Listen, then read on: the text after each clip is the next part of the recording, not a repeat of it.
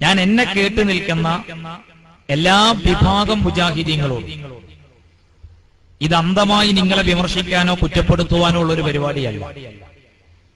അത്തരം വിമർശനങ്ങളല്ല ഞങ്ങൾ ഈ ആദർശ സമ്മേളനം കൊണ്ട് അർത്ഥമാക്കുന്നതും ലക്ഷ്യമാക്കുന്നതും. നിങ്ങളുള്ള സ്റ്റേജ് ഒരാത്മവിചിന്തനം നിങ്ങൾ നടത്തണം. മൗലവിമാര് നിങ്ങളെ പറഞ്ഞു പറ്റിച്ചതിന്റെ ആഴത്തെക്കുറിച്ച് നിങ്ങൾ ചിന്തിക്കണം. എന്റെ കയ്യിൽ കാണുന്ന പുസ്തകം മുജാഹിദ് സെന്റർ കോഴിക്കോട് പുറത്തിറക്കിയിട്ടുള്ള പുസ്തകമാണ്.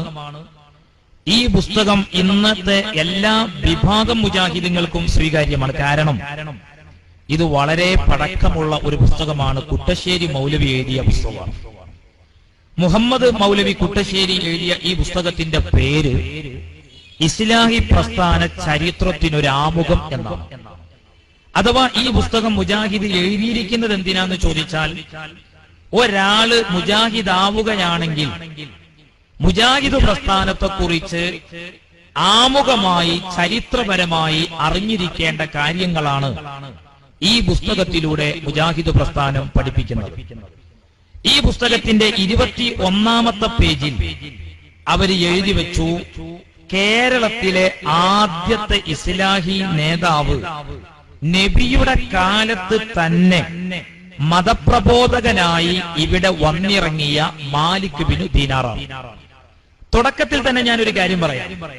ഞാൻ വായിക്കുന്ന പുസ്തകങ്ങളിൽ വല്ല സംശയങ്ങളും മുജാഹിദീങ്ങൾക്കുണ്ടെങ്കിൽ അത് പീഡിയാക്കൊലായില് നാളെയല്ല പറയേണ്ടത്. ഇത്രയും വലിയൊരു ജനാവലിയുടെ മുന്നിൽ നിങ്ങൾക്ക് എന്നെ വിചാരണ ചെയ്യാം. കാരണം നിങ്ങളുടെ പുസ്തകത്തിൽ എഴുതാത്തൊരു കാര്യം ഈ പൊതുസമൂഹത്തോട് പറയേണ്ട ഒരു വിഷയം എനിക്കില്ല. ഞാൻ വായിക്കുന്ന വരികൾ ഈ പുസ്തകത്തിന്റെ അകത്തുള്ളതാണ്. ഇത് വായിക്കുന്ന ഏതൊരാൾക്കും മനസ്സിലായി മാലിക് ബിനു ദീനാർ കേരളത്തിൽ വന്നു എന്നുള്ളത്. മാലിക് ബിൻ ദീനാർ കേരളത്തിൽ വന്നതെന്ന നബിയുടെ കാലത്ത് തന്നെയാണ് മാലിക് ദീനാർ കേരളത്തിലെത്തി എന്നാണ് മുജാഹിദിന്റെ പുസ്തകം പറയുന്നത്. അഹ്ലുസുന്ന വൽ ജമാഅ, അഹ്ലുസുന്ന വൽ ജമാഅ സംശയവും മറുപടിയും എന്ന അദ്ദേഹത്തിന്റെ പുസ്തകത്തിന്റെ 11ാമത്തെ പേജാണ് നിങ്ങൾ ഈ കാണുന്നത്. എന്താണ് ഇതിലൊരു ചോദ്യം?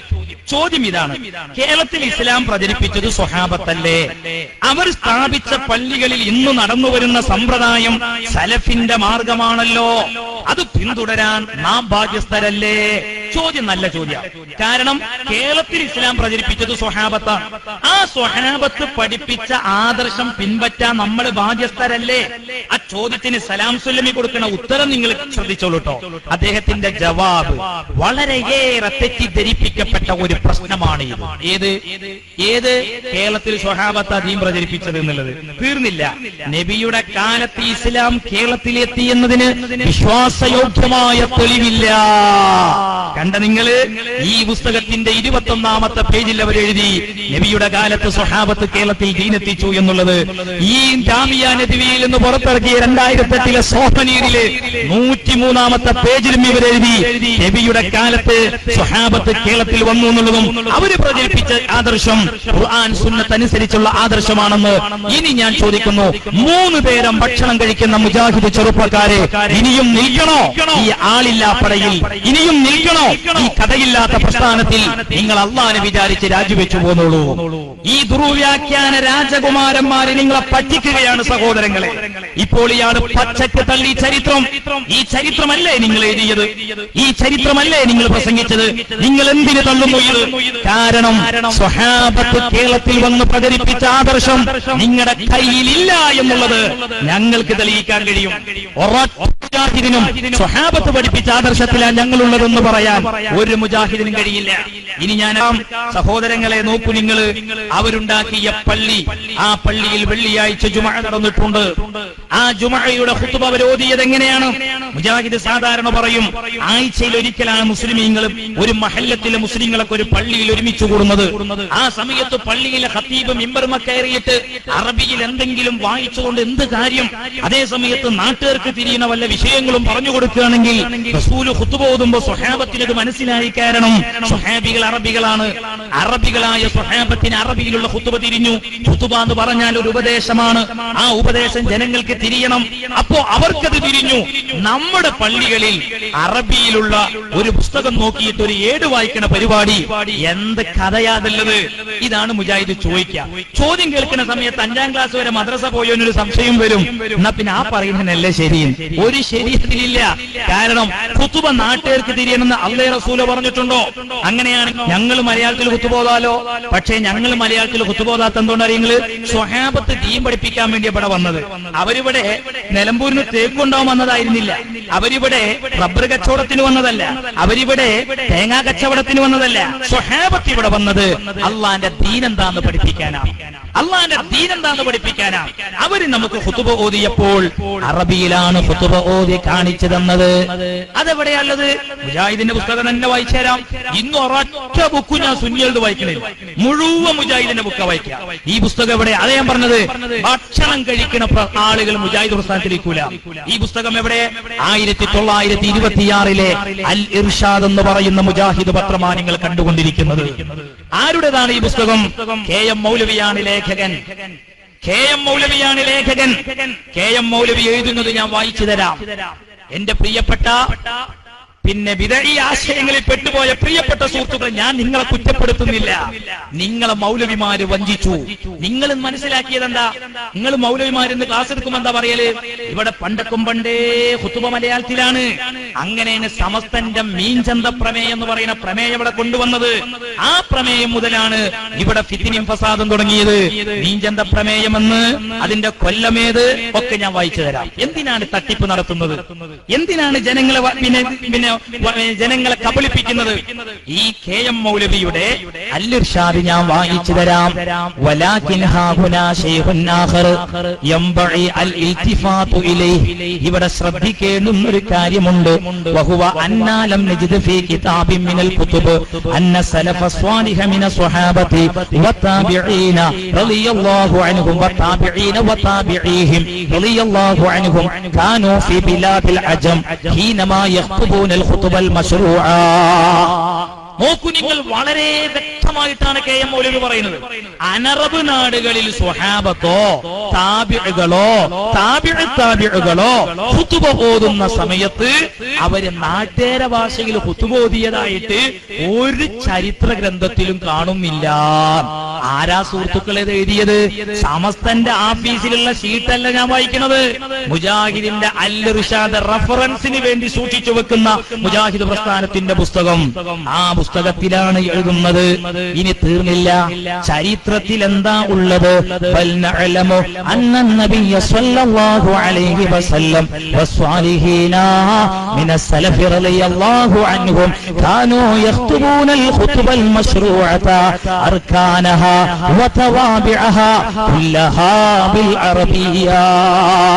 റുക്കിനുകൾ മാത്രമല്ല, നിർബന്ധ ഘടകങ്ങൾ മാത്രമല്ല, ഫർള് മാത്രമല്ല, അനുബന്ധ കാര്യങ്ങളും അവരെ അറബിയിലാണ് ഓതിയത്, ഖുതുബ നിർവഹിച്ചത്. ഇസ്ലാമിന്റെ ഭാഷയാണ് അറബി എന്ന KM മൗലവി പറയുന്നത്. മുസ്ലിമീങ്ങൾക്ക് പഠിക്കൽ നിർബന്ധമുള്ള ഭാഷയാണ് അറബി എന്നാണ് KM മൗലവി പറയുന്നത്. ഇതിന്റെ അറബി തിരിയാത്തവർക്ക് വേണമെങ്കിൽ മലയാളത്തിലുള്ള ഒരു പുസ്തകം പരിചയപ്പെടുത്തി തരാം. KM മൗലവി എഴുതിയിരിക്കുന്ന ജുമുഅ ഖുതുബ എന്ന് പറയുന്ന ഒരു പുസ്തകമുണ്ട്. കോഴിക്കോട് മുജാഹിദ് ഓഫീസിൽ നിന്ന് പുറത്തിറക്കിയ പുസ്തകമാണ്. ആ പുസ്തകത്തിന്റെ 23ാമത്തെ പേജ് മുജാഹിദീങ്ങൾ വായിക്കുകയാണെങ്കിൽ ഞാൻ ഇപ്പം വായിച്ചതിന്റെ നേരെ മലയാളമാണ് ഈ കാണുന്നത്. ആവർത്തനം വേണ്ടല്ലോ, സമയം വെറുതെ കളയണ്ടല്ലോ. അതുകൊണ്ട് മുജാഹിദീങ്ങളെ നിഷ്പക്ഷമായിട്ട് നിങ്ങൾ ചിന്തിക്ക്. നിങ്ങളുടെ നേതാക്കന്മാര് പോലും ഈ ചരിത്രം അംഗീകരിച്ചു പറഞ്ഞു. എങ്കിൽ കേരളത്തിൽ ആദ്യമായിട്ട് അറബിയല്ലാത്ത ഭാഷയിൽ ഖുതുബ ഓതിയ പള്ളി ഏതാണ്? അതാണ് നേരത്തെ വടശ്ശേരി ഉസ്താദ് പറഞ്ഞത്. ആ പള്ളി കൊച്ചിയിലാണ്, മട്ടാഞ്ചേരിയിലാണ്. പുതിയ പള്ളി എന്ന പേരിൽ അറിയപ്പെടുന്ന അബ്ദുള്ള സേട്ട് ഉണ്ടാക്കിയ പള്ളി. ആ പള്ളിയിലേക്ക് ഇമാമിനെ കൊണ്ടുവന്നത് ബാംഗ്ലൂരിൽ നിന്നാണ്. ആ ചരിത്രമെല്ലാം മുജാഹിദീങ്ങൾ സൽസബീലിൽ തന്നെ എന്റെ കയ്യിൽ കാണാം. ഈ സൽസബീൽ കണ്ടോ? 1972 ഈ സൽസബീൽ പുസ്തകം 2 ലക്കം 2. ഈ സൽസബീലിൽ പരേതനായ ഹാജി അബ്ദുള്ള സേട്ട് എന്ന് പറഞ്ഞ് ആ മനുഷ്യനെ അനുസ്മരിക്കുന്ന ലേഖനത്തിൽ കൃത്യമായിട്ട് പറയുന്നു, ആദ്യമായിട്ട് ഒരു മുസ്ലിം പള്ളിയുടെ മിമ്പറിൽ വെച്ച് എന്റെ ചെറുപ്പക്കാരാലോചിക്കണം, അള്ളാഹുവിന്റെ ദീന് വഷളാക്കിയതാരാ? ആരാണ് ദീനിനെതിരെ കുഞ്ഞനം കുത്തിയത്? ഒരു മാലയിലെ മുത്തുമണികളെ പോലെ കഴിഞ്ഞുകൂടിയ കേരള മുസ്ലിമീങ്ങൾക്കിടയിൽ ഖുതുബയുടെ വിവാദമാക്കിയതാരാണ്? ഈ മനുഷ്യനുണ്ടാക്കിയ പള്ളിയുടെ മിമ്പറിലാണ് ആദ്യമായിട്ട് അറബിയിലല്ലാത്ത ഭാഷയിൽ ഖുതുബ ഓതിയത്. അതും മലയാളത്തിലായിരുന്നില്ല. കാരണം ബാംഗ്ലൂരിലെ മൊയ്ലിയരാണ്, അയാൾക്ക് മലയാളം പേശാൻ അറിയില്ല. അങ്ങനെ ഉറുദുവിലാണ് അന്ന് ഖുതുബ ഓതിയത്. ഓ എന്റെ സഹോദരങ്ങളെ, അല്ലാഹുവിന്റെ റസൂൽ ഏതു ഭാഷയിലാണോ നിസ്കരിച്ചത് ആ ഭാഷയിലാ ഖുതുബ ഓതിയത്. ഏത് ഭാഷയിലാണോ ഖുതുബ ഓതിയത് അതേ ഭാഷയിലാ മുത്തുനബി തങ്ങൾ നിസ്കരിച്ചത്. മഹാനായ സയ്യിദുനാ ഇമാം നവവി റളിയല്ലാഹു തആല അൻഹു ഖുതുബ അറബിയിലായിരിക്കണം എന്നതിന് ഹദീസ് തെളിവുദ്ധരിക്കുന്നത് സല്ലു കമാ റഅയ്തുമൂനി ഉസല്ലി എന്ന ഹദീസാണ്. കമാ റഅയ്തുമൂനി ഉസല്ലി, അല്ലാഹുവിന്റെ റസൂൽ പറയുന്നത്, ഞാൻ എങ്ങനെയാണ് നിസ്കരിക്കുന്നത് നിങ്ങൾ കണ്ടിട്ടുള്ളത്, നിങ്ങൾ അതുപോലെ നിസ്കരിക്കണം. മുജാഹിദിന്റെ കോളേജ് തൊട്ടടുത്തുണ്ടല്ലോ, അവിടുത്തെ പിള്ളേരെന്റെ ശബ്ദം കേൾക്കുന്നുണ്ടെങ്കിൽ ഓ എന്റെ പൊന്നുമക്കളെ, നിങ്ങളുടെ വിവരമില്ലാത്ത മൗലവിമാരി ഹദീസ് വായിച്ചിട്ട് നിങ്ങൾ അവരാരെയാണ് സമീപിക്കാറുള്ളത്? ഹബീബ് നബി മുഹമ്മദുർ റസൂലുള്ളാഹ് സല്ലല്ലാഹു അലൈഹി വസല്ലമ തങ്ങളെയാണ്, മുത്തുനബിയെയാണ് സമീപിക്കാറുള്ളത്. ഒരു സഹാബി അബൂ ഹുറൈറ റളിയല്ലാഹു അൻഹു ഹദീസ് മനസ്സിലാക്കണമെങ്കിൽ നിദാന ശാസ്ത്രം പഠിക്കണേ. അല്ലാഹുവിന്റെ റസൂലിന്റെ ഹദീസ് സ്വന്തം യുക്തിക്കനുസരിച്ച് വിലയിരുത്താൻ പോകരുത്. നിദാന ശാസ്ത്ര പ്രകാരമുള്ള തത്വം എന്താണ്? അംറും ബിശൈഇ അംറും ബിജമീഇ മാ യതവഖഫു അലൈഹി ദാലിക ശൈഉ. ഒരു കാര്യം കൊണ്ടുള്ള കൽപ്പന, ആ കാര്യം ശരിയാവാൻ വേറെ ഏതൊക്കെ കാര്യങ്ങൾ വേണോ അതുകൊണ്ടുമുള്ള കൽപ്പനയാണ്. അപ്പൊ നിസ്കരിച്ചോളി എന്ന് പറഞ്ഞ നിസ്കാരം എന്ന് പറയുന്നത് ഒരു കർമ്മമാണ്. ആ കർമ്മം കൊണ്ടുള്ള കൽപ്പന വരുമ്പോ ആ കർമ്മം ശരിയാകാൻ വേറെ ഏതൊക്കെ കാര്യങ്ങൾ വേണോ അതുകൊണ്ടുള്ള കൽപ്പനയാണ്. ഇത് തിരിയുന്ന നബിമാമ ഖുതുബ അറബിയിലാകാൻ ഈ ഹദീസ് തെളിവായിട്ട് ഉദ്ധരിച്ചു. നോക്കൂ നിങ്ങൾ, അതുകൊണ്ടാണ് സുന്നികൾ നോക്കൂ, സ്വഹാബത്ത് പഠിപ്പിച്ച ആദർശത്തിൽ അവര് അറബിയിലാണ് ഖുതുബ ഓതുന്നത്. സ്വഹാബത്തിന്റെ ആദർശന്മാരെ കയ്യില. എന്നാൽ ഇവർക്ക് ഇതിന് ആയത്തും ഹദീസൊന്നും തെളിവില്ല എന്നുള്ളത് വളരെ വ്യക്തമായി ഞമ്മക്ക് പണ്ടേ തിരിയും. മുജാഹിദീങ്ങളിടയിൽ തന്നെ അവർക്കിടയിൽ ഒരു ചർച്ച വന്നപ്പോ അവർക്കും മനസ്സിലായി. എപ്പോഴത് മനസ്സിലായത് അറിയങ്ങള്? മുജാഹിദ് ആദ്യത്തെ പിളർപ്പ് നടന്നു. ഇപ്പത്തെ പിളർപ്പിനെ കുറിച്ച് പറയാതിരിക്കാനുള്ളത് നേരത്തെ പറഞ്ഞില്ലേ, കുട്ടികളെ കയ്യിൽ ബിസ്ക്കറ്റ് കിട്ടിയത് മാതിരിയാ മുജാഹിദ്. എത്ര കഷ്ണ പൊട്ടി വീണറിയോ? ഇനിയിപ്പോ എത്ര വീഴാന്ന് അറിയാൻ പറ്റൂല. കാരണം സുബ്ഹാനല്ലാഹ്, സക്കരിയ സ്വലാഹി എന്ന് പറയുന്ന ഏറ്റവും കൂടുതൽ സുന്നികൾക്കെതിരൊക്കെ നിങ്ങൾ ആലോചിച്ച് നോക്കി. ഇപ്പൊ ഇവര് ഓരോരുത്തരെ പൊക്കി പിടിച്ചു കൊടുന്ന് പ്രസംഗിപ്പിക്കേണ്ട ഗതികേടാ. പണ്ടാ സക്കരിയായിരുന്നു എല്ലാ ദിവസവും ഇങ്ങനെ 6 ദിവസം 7 ദിവസമൊക്കെ ഇങ്ങനെ ഖുർആൻ പ്രഭാഷണമായിട്ട് നടക്കുകയായിരുന്നു. സുബ്ഹാനല്ലാഹ്, സക്കരിയ സ്വലാഹി ഇപ്പം പറയുന്ന എന്താ നിങ്ങള്? സംഘടന തന്നെ വിധേയത്താന്നുള്ളതാ. സംഘടന രൂപീകരിക്കൽ തന്നെ വിധേയത്താണ്. ഇതൊന്നും നബി പഠിപ്പിക്കാത്താണ്. മൂപ്പര് സംഘടനയിൽ നിന്ന് പുറത്തായപ്പോഴാ മൂപ്പർക്ക് സംഘടന വിധേയത്താന്നുള്ളത് തിരിഞ്ഞത്. ഇരിക്കട്ടെ, ഏതായിരുന്നാലും അങ്ങനെ ആദ്യത്തെ പിളർപ്പ് മുജാഹിദിൽ വരികയാണ്. ആ പിളർപ്പ് ഏതാ? അന്ന് ജിന്ന് ശൈത്താൻ എന്നുള്ള പിളർപ്പല്ല വരുന്നത്.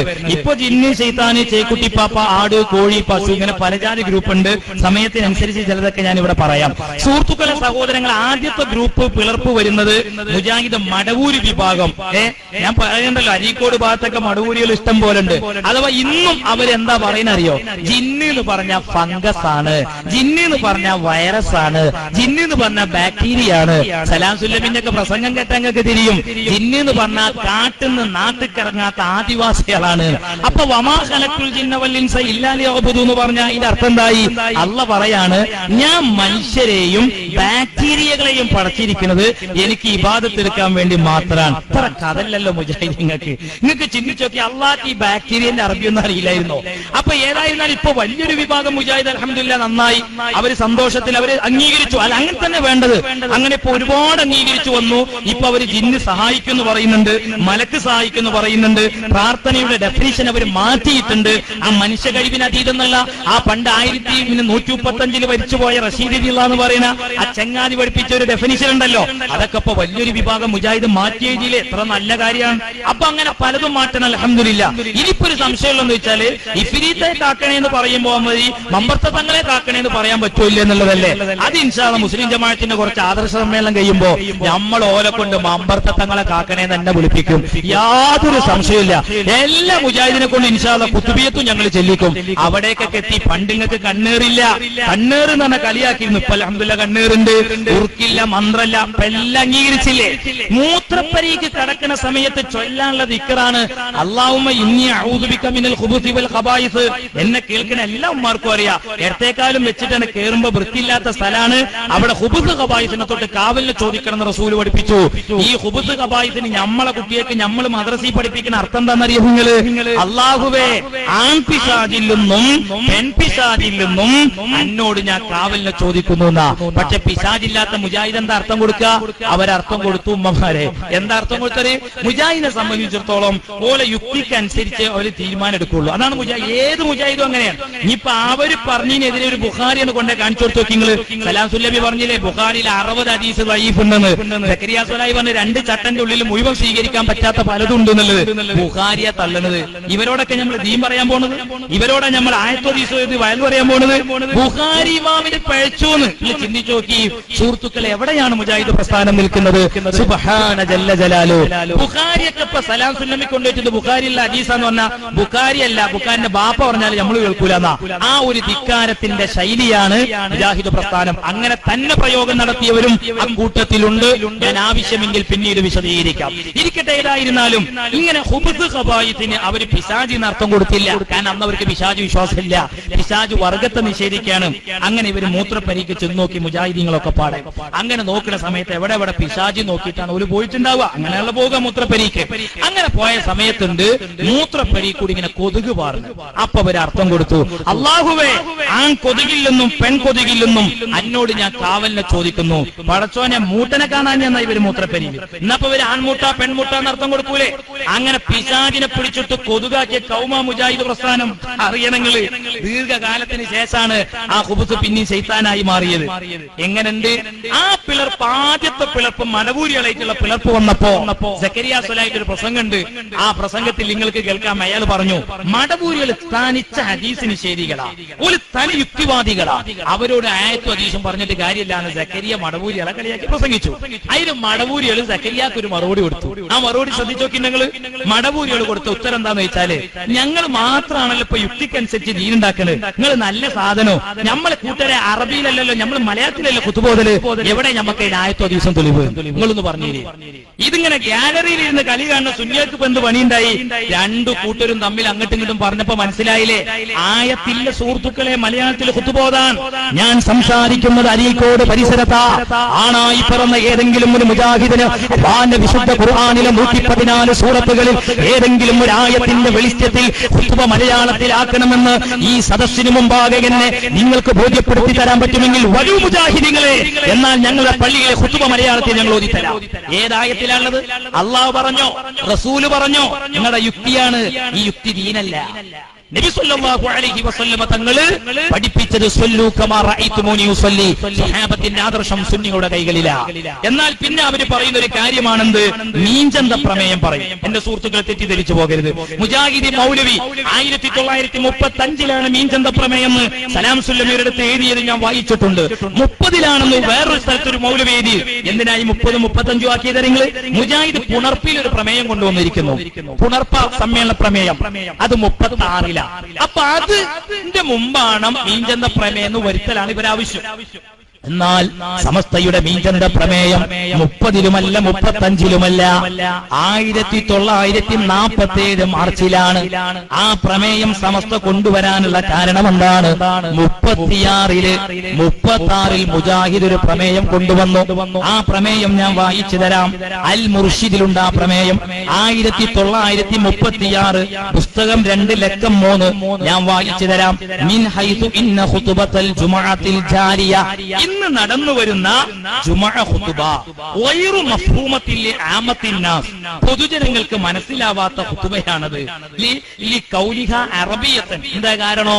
അത് അറബിയിലായി എന്നത് ആ പ്രശ്നം. സ്വഹബത്തൽ ഫഹ്മി, മനസ്സിലാക്കാൻ പ്രയാസമുള്ള അറബിയിലാണ്. വൽ ഹഖു, സത്യത്തിൽ അൻ തകൂന മഫ്ഹൂമത്തൻ, ഖുതുബ നാട്ടുകാർക്ക് തിരിയണമെന്നാണ്. ഇത് മുജാഹിദിന്റെ പ്രമേയട്ടോ.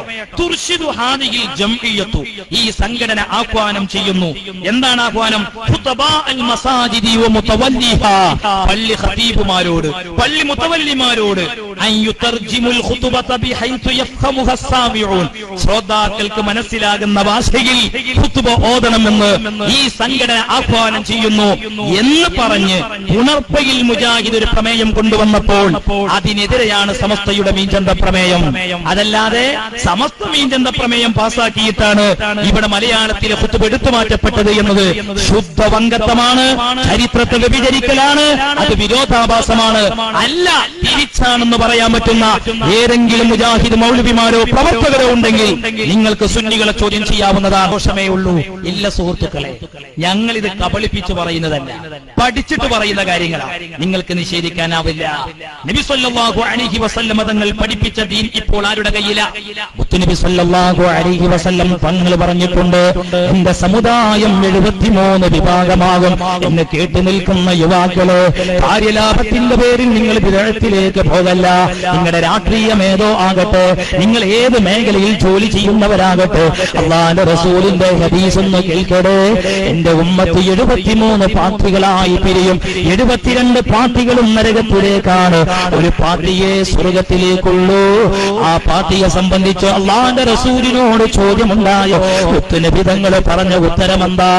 മാ അന അലൈഹി വ അസ്ഹാബീ, സ്വഹാബത്തിന്റെ മാർഗത്തിലുള്ളവർ. ആരാ സ്വഹാബത്തിന്റെ മാർഗത്തിലുള്ളവർ? സ്വഹാബത്തിന്റെ മാർഗത്തിലുള്ളവർ സുന്നികൾ. ഞങ്ങൾ സ്വഹാബത്ത് അറബിയിൽ ഖുതുബ ഓതി പഠിപ്പിച്ചു, ഞങ്ങൾ അറബിയിൽ ഖുതുബ ഓതുന്നു. ഇനി നിങ്ങൾ ചിന്തിച്ചു നോക്ക്, ഇങ്ങനെ ഓരോ കാര്യമെടുത്താലും നമുക്കിങ്ങനെ മനസ്സിലാക്കാൻ കഴിയും. ഇനി ഞാൻ ഇവിടെ പള്ളിയിൽ സ്ത്രീകൾ പോകുന്ന ഒരു സമ്പ്രദായം, നേരത്തെ ബഹുമാനപ്പെട്ട വടശ്ശേരി ഉസ്താദ് അവറുകൾ പറഞ്ഞല്ലോ, കേരളത്തിൽ ആദ്യമായിട്ട് പള്ളിയിൽ പെണ്ണുങ്ങൾ പോയത് നിങ്ങളുടെ തൊട്ടടുത്ത അല്ലാന്ന് മുജാഹിദ് പറയുന്നത്. സ്വഹാബത്തിന്റെ കൂട്ടത്തിൽ അന്ന് പെണ്ണുങ്ങളുണ്ട്. നബി സല്ലല്ലാഹു അലൈഹി വസല്ലം ഈ പള്ളിയൊക്കെ പെണ്ണിന് വലിയ പുണ്യമുള്ള കാര്യമാണെങ്കിൽ നിങ്ങൾ ചിന്തിച്ചു നോക്കാണ്, എന്തിനാണെന്ന അള്ളാന്റെ റസൂലിന്റെ ഭാര്യമാരെ ജുമുഅക്കും ജമാഅത്തിനും നബി തങ്ങൾ കൊണ്ടുപോകാതിരുന്നത്? ഞാൻ ഈ പ്രദേശത്തെ വീടുകളിൽ നിന്ന് മുജാഹിദിന്റെ പെണ്ണുങ്ങളെന്റെ ഉമ്മ ഞായറാഴ്ച ക്രിസ്ത്യാനികൾ ചർച്ചയ്ക്ക് പോണ മാതിരി പെണ്ണുങ്ങൾ പള്ളിയിലേക്ക് കൊണ്ടുപോകുന്ന ഒരു സ്വഭാവം ഇസ്ലാമിലില്ല. പെണ്ണിന് പള്ളി എന്ന് പറയുന്ന ഒരു സാധനം പുണ്യല്ല. നിങ്ങൾ ചിന്തിച്ചു നോക്കി, അതാണ് ഇസ്ലാം പഠിപ്പിച്ചിട്ടുള്ളത്. ഇനി മാത്രമല്ല, ഇവിടെ ആദ്യമായിട്ട് ഈ വിഷയത്തിൽ ആരാണ് ഒരു പുസ്തകം എഴുതി വിവാദങ്ങൾ ഉണ്ടാക്കിയത്? മുജാഹിദീങ്ങൾ ഓർക്കണം. മുസ്ലിം സ്ത്രീകൾക്ക് അവകാശമുണ്ടോ എന്ന് പറഞ്ഞ് MCC ഒരു പുസ്തകം എഴുതി. ആ പുസ്തകത്തിൽ 1953 മുജാഹിദിന്റെ വിശ്വാസപ്രകാരം പള്ളി പ്രവേശനം നിർബന്ധമാണ്. ഒരു കൊല്ലം കഴിഞ്ഞു 54. അന്നത്തെ മുജാഹിദിന്റെ മതന്താ? സുന്നത്തുമില്ല, നിർബന്ധമില്ല. അതല്ലെങ്കിൽ മുജാഹിദിന് വരട്ടെ, തെളിവാണ് കൊടുക്കും നമ്മൾ കഴിഞ്ഞു. 54 പള്ളി പ്രവേശനം നിർബന്ധമില്ല, സുന്നത്തുല്ല. 53 നിർബന്ധമാണ്, നിർബന്ധം. പിന്നെ ആ നിർബന്ധവും സുന്നത്തും ഇല്ലാത്ത കാര്യം വീണ്ടും സുന്നത്തായത് എപ്പോഴാണ്? 1979. ഇനി നിങ്ങൾ ആലോചിക്കണം, മുസ്ലിം സ്ത്രീകൾക്ക് അവകാശമുണ്ടോ എന്ന് ഈ പുസ്തകം ഇത് വലിയൊരു വിവാദ പുസ്തകമാണ്.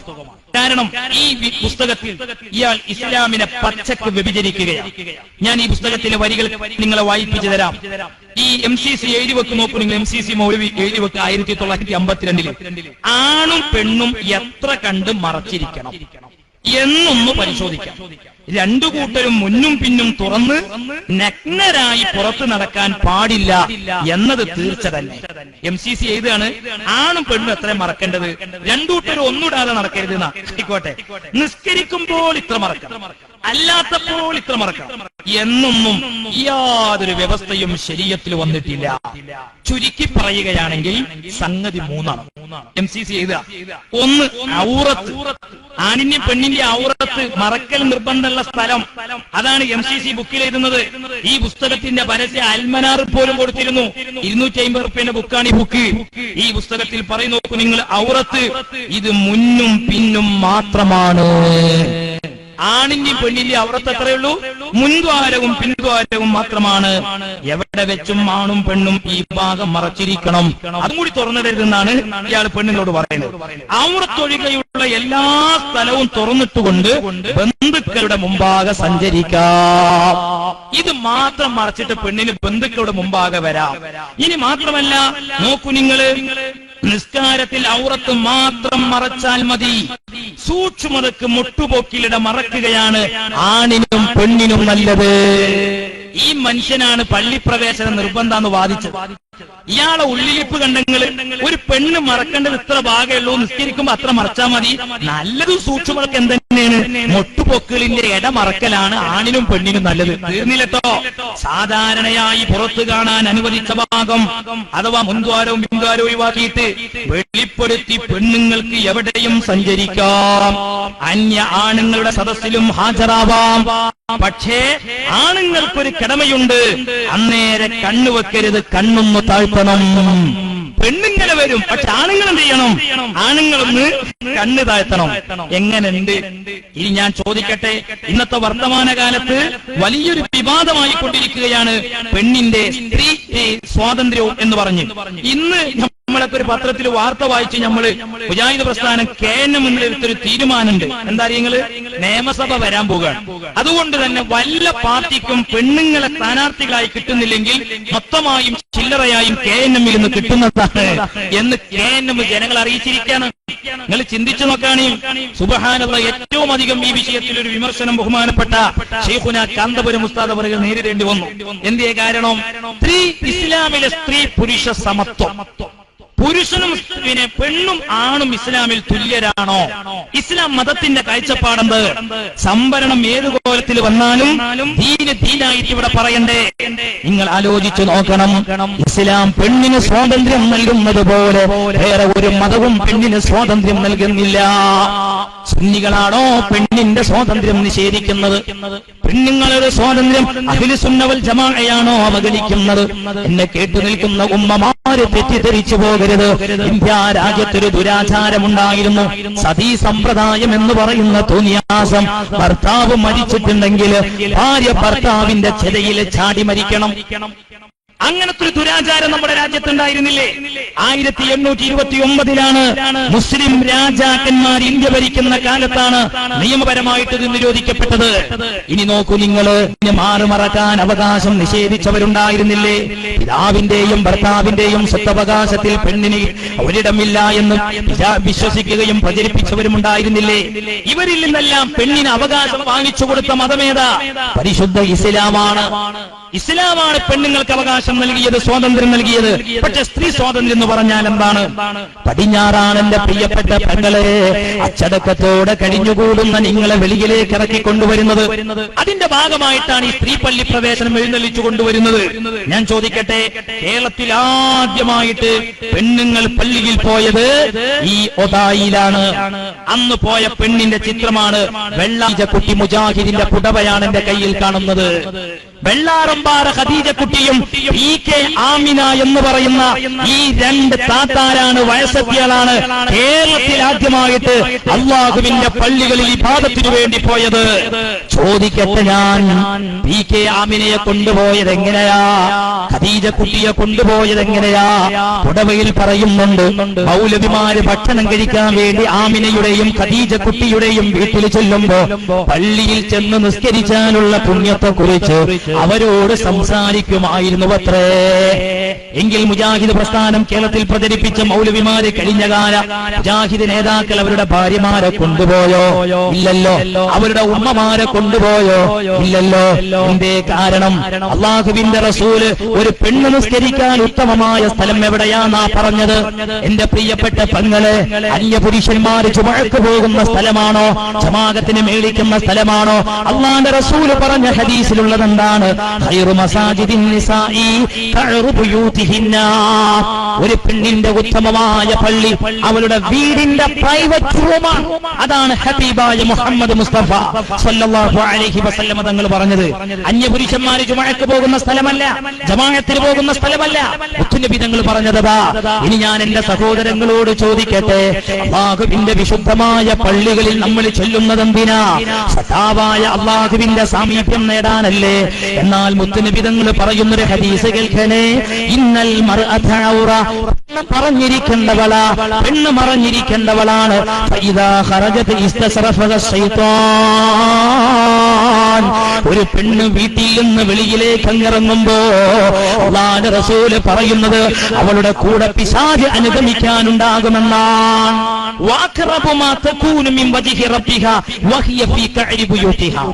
ഒരു പെണ്ണിന്റെ ഉത്തമമായ ഒരു അവള് അല്ലാഹുവിന്റെ സാമീപ്യം നേടുന്ന സ്ഥലം എവിടെയാണ്? അല്ലാഹുവിന്റെ റസൂല് പറയുന്നത് ഒരു സർത്താവിന്റെ സാമീപ്യം നേടാൻ ഒരു പെണ്ണിന് ഏറ്റവും ഉചിതമായ സ്ഥലമേതാ? പ്രിയപ്പെട്ടവരെ, പുലിക്കല് ഷാഹിദ് പള്ളിയിലേക്ക് സ്ത്രീകൾ പോകുന്നത് പോലെ, എടവണ്ണായിൽ പോകുന്നത് പോലെ, അരീക്കോട് മുജാഹിദ് പള്ളിയിലേക്ക് പോകുന്നത് പോലെ പള്ളിയിൽ ചെന്ന് നിസ്കരിക്കുമ്പോഴല്ല പെങ്ങളെ. അല്ലാഹുവിന്റെ റസൂല് പറയുന്നത് നിന്റെ വീടിന്റെ പ്രൈവറ്റ് റൂമിൽ ഇരുന്ന് ഉള്ളറയിൽ വെച്ചുകൊണ്ട് നീ ഇബാദത്ത് എടുക്കുമ്പോഴാണ്. അതാണ് മുത്തുനബി തങ്ങൾ പറഞ്ഞത്. ബുയൂതുഹുന്ന ഖൈറുൽ ലഹുന്ന. പെണ്ണിന്റെ ഉത്തമമായ നിസ്കാര സ്ഥലം അവളുടെ വീടാണ്.